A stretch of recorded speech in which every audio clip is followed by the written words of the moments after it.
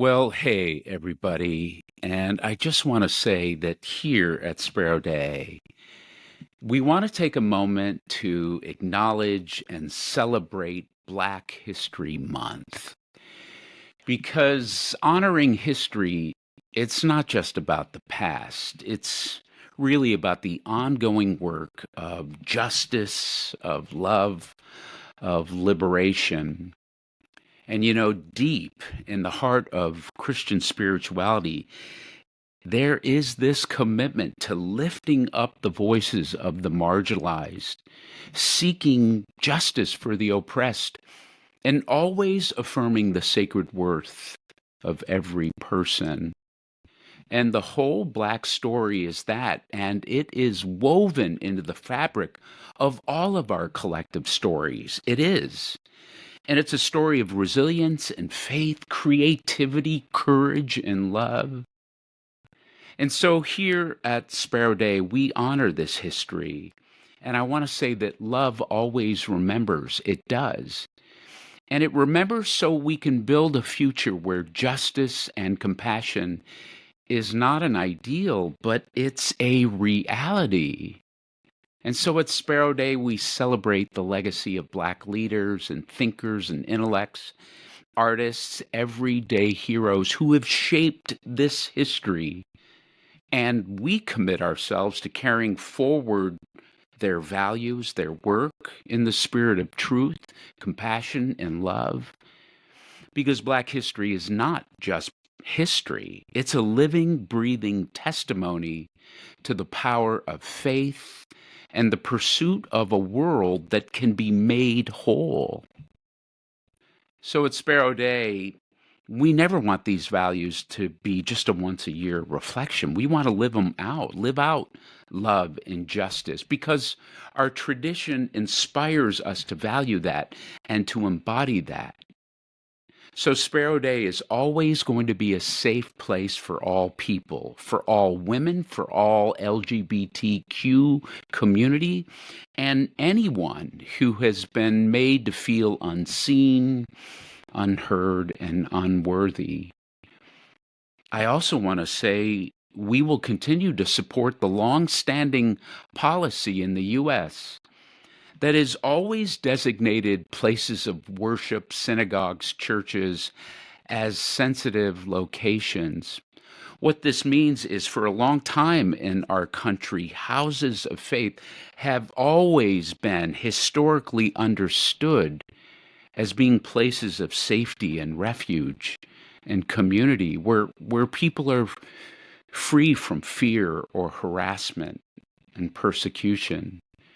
So we're going to continue to support that tradition in our country because the church should always remain a sanctuary in every sense of the word, where all of us can seek God, seek spiritual connection, find belonging, and where we all can know we're fully loved and valued and fully welcomed. And Sparrow Day will be that place. So cheers to Black history, cheers to Black resilience, cheers to Black brilliance, cheers to the trailblazers, the visionaries, those who have fought, but even those who continue to fight. And may their courage inspire us, may their wisdom guide us, may their love bring us all together. So let's keep building a world where every voice matters, every story is honored, every heart is free to thrive. And may you know that you are loved and you are worthy. And may we all know that we are always stronger together.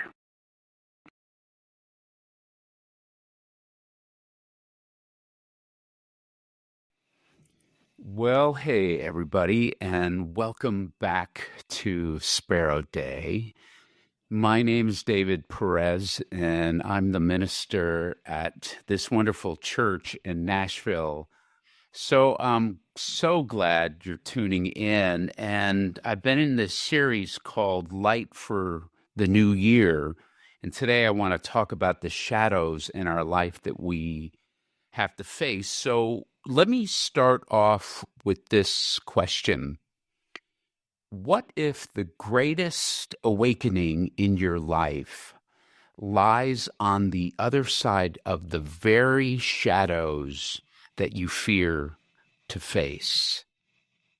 So, I want to share something personal with you about my own story. And I'm going to admit it's part of my story that's quite vulnerable for me to share, but I'll do that. And when I talk about my shadows, it's not about the shadows themselves that really is the shadow, but it's how I dealt with it. And the discomfort of me stepping beyond what was very familiar with me. And I also want to say my story is not about having all the answers, hardly, but it's about learning to navigate the unknown. It was about taking new steps of uncertainty and discovering that what I feared was often the very thing that was leading me to something more true. Now, I don't know about you, but I have found in my own human spiritual journey this intricate dance between light and shadows. For me, at times my life has felt like a symphony of clarity and vision, but then at other times it's like wandering through this endless fog of doubt and fear. That's how my life has gone. Have you ever felt like that? So, shadows, the shadows in my life, they weren't just this abstract idea, these metaphorical concepts. They were the hidden corners of my life where there were real hurts, where wounds in my life actually ached, where shame whispered, where my deepest fears at times held me back from actually embracing my true self. And for me, much of my 20s, my 30s, but even into my 40s, when it came to my shadows, I resisted them.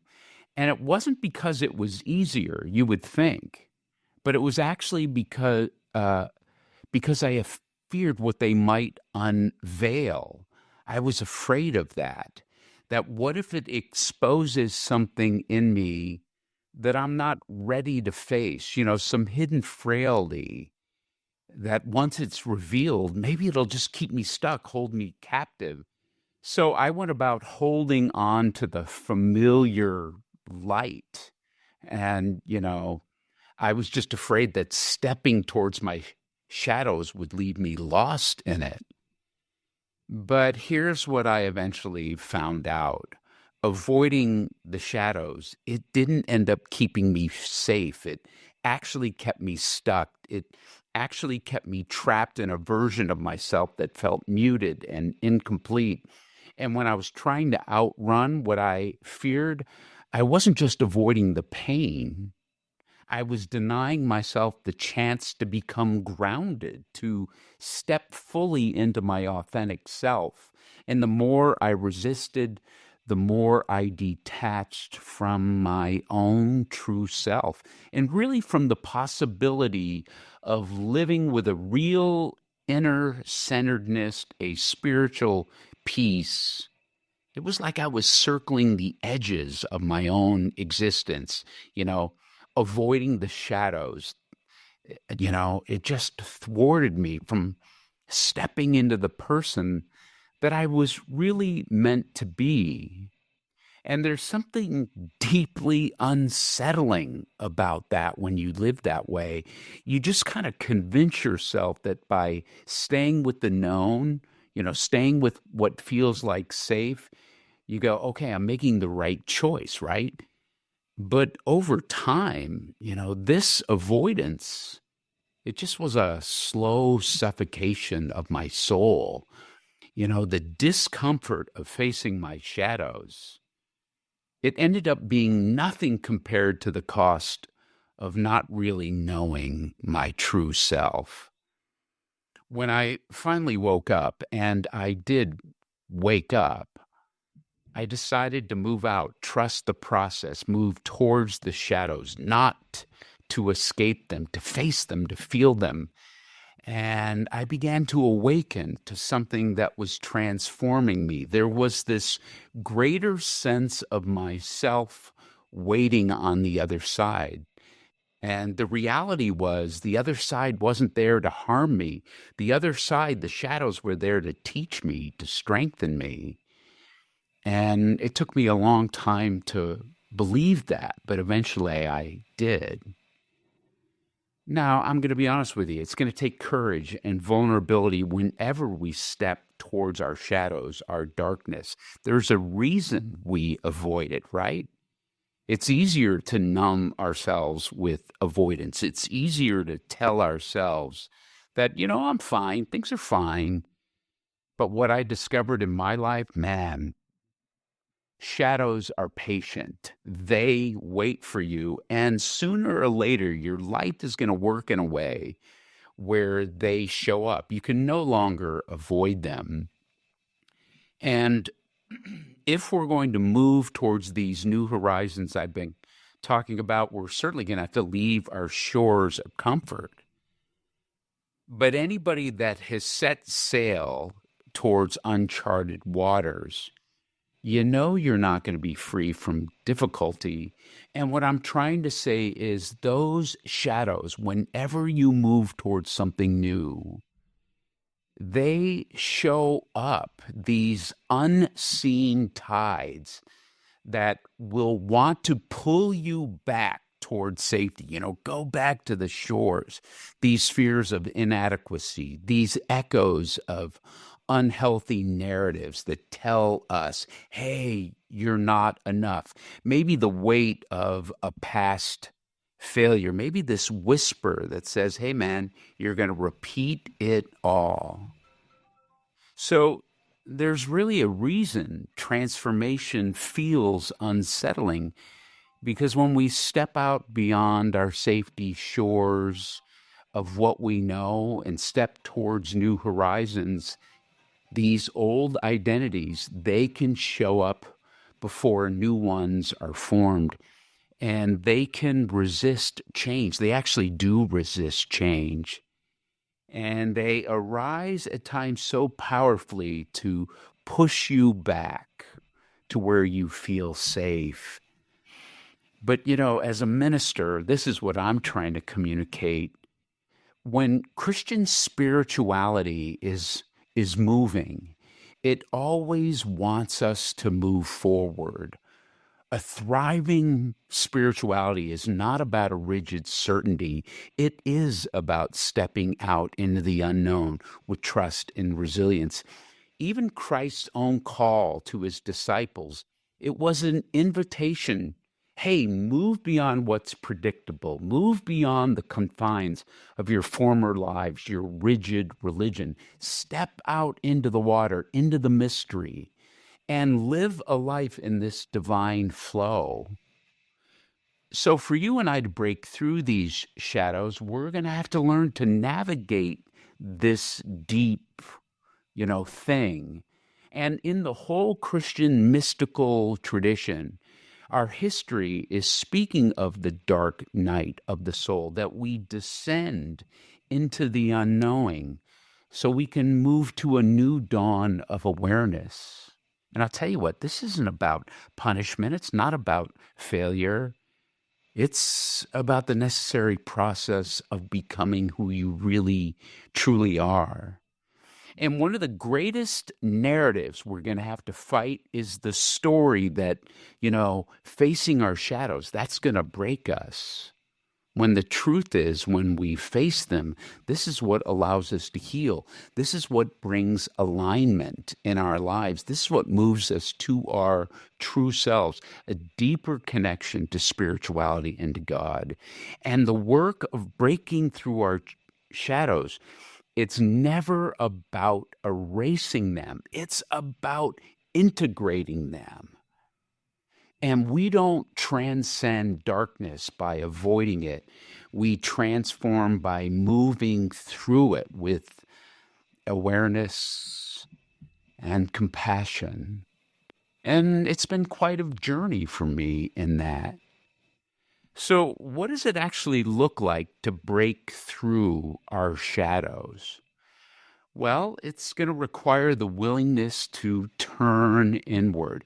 It's going to be about the willingness to engage in a deep self awareness, to confront unexamined corners of your life, your psyche. And I'll tell you what, this is not a passive act of mere reflection. It's actually a deliberate action, a courageous journey into the self of what lies beneath the surface of our everyday consciousness. This is what spirituality is. True awakening is not found in avoidance, it's found in seeing without distortion the patterns, the fears, these illusions that have shaped our lives. And this process takes courage, but it takes vulnerability, the willingness to see ourselves as we truly are, a willingness to surrender to these false narratives that we've held for a long time. I love how the mystic poet Rainier Maria Rilke puts it. Let everything happen to you, beauty and terror. Just keep going. No feeling is final. And his words actually echo a spiritual reality that when we embrace the full spectrum of our humanity, our experience, including the discomfort, we move and we grow. In many ways, this mirrors what the psalmist said very astutely, a very vulnerable thing in Psalm 139, when the psalmist says, "Look deep into my heart, God, and know all of my worries. Don't let me follow hurtful ways, but lead me in the everlasting way." I love that. Because this is not about condemnation, but it's about illumination. It's about an opening of the self to divine wisdom. It's about a willingness to be searched, to be truly known. And I'll tell you, when we begin to acknowledge the parts of ourselves, these shadows we've long ignored, right? That's when we start the process of transformation. We don't need to force change. We simply allow ourselves to see, and to see what's been hidden, to name it, to sit with it, to learn from it. And this act of naming our shadows, of actually naming them, when you name them, it actually begins to strip their power. And certainly in our Christian tradition, but many spiritual traditions speak of this paradox that in order to be fully alive, we'll need to allow certain things to die. In order to walk in the light, we're going to have to walk through the darkness to get there. And Christ himself modeled this in his journey, didn't he? He stepped into the wilderness before he stepped into his full meaning, his purpose. He faced his own incarnate humanity, his own battles with fear and doubt. And yet through the journey, Jesus just emerges stronger, more whole, more deeply connected to his Father, to himself, to the reality, and to the world around him. And so it's the same. It's true for us that breaking through our shadows, it's not this one-time event. I know for me, man, it's a lifelong practice of seeing, of continually integrating and accepting. And the beautiful liberating truth is this, is that we don't walk the road alone. The divine God walks with us, meets us in our depths, and is present and leads us to wholeness. So I know we're still early in the year, and as we continue to step into it, what do you say we do it with open eyes, open hearts? What do you say, we don't shrink away from the places that feel dark? Instead, let's enter them with courage, knowing that within our shadows lies the key to the greatest awakening that we could experience. So you can actually maybe begin to practice this week in some kind of embodied practice. What if you set aside 10, 15 minutes, half hour to walk in nature, maybe listen to some moving music that inspires you. Maybe you could even listen to some bilateral music. Just go to Spotify and go bilateral music that goes back and forth. And I'll tell you what, as you walk in the stillness, try this. Try as you do, become very aware of the surroundings. Become very aware of the sensations in your body. Be very present. And as you move and walk, maybe reflect on these questions. What inner shadows have I been avoiding? What fears and doubts rise as I step beyond my comfort zone? What truth is waiting for me to see, to acknowledge within me? And I'll tell you what, if emotions arise, allow that space. Don't judge them. And as you walk and you're, moving to the rhythm of the music, maybe imagine yourself not resisting, but flowing through these moments. And as though the walking is this deeper awareness rather than walking away from it. And then when you're all done, take a deep breath. And maybe you can actually offer yourself these kind words that say, I'm here, I'm present, I'm willing to see. And I'll tell you what, as you do embodied practices and visualize and embody these spiritual practices of self-awareness, you break through. The resistance fades away into a deeper understanding. And so some final thoughts. Breaking through the shadows, it's not about conquering your fear or eliminating it. It's about integrating it and stepping into it and learning from it and how it transforms you. It's about trusting yourself and trusting God and trusting that on the other side is not destruction. There's a deeper clarity, a deeper freedom, a deeper connection. So as we all continue to step into this new year with open eyes and open hearts, let me encourage you not to shrink away from the places in your life that feel dark. No, enter them, walk towards them with courage, holding on to that your greatest pathway is found through them. So next week, I'm going to talk about, when these shadows show up, how do we actually deal with them and navigate through them? May God bless you. May God's love and presence be with you. And thanks for tuning in.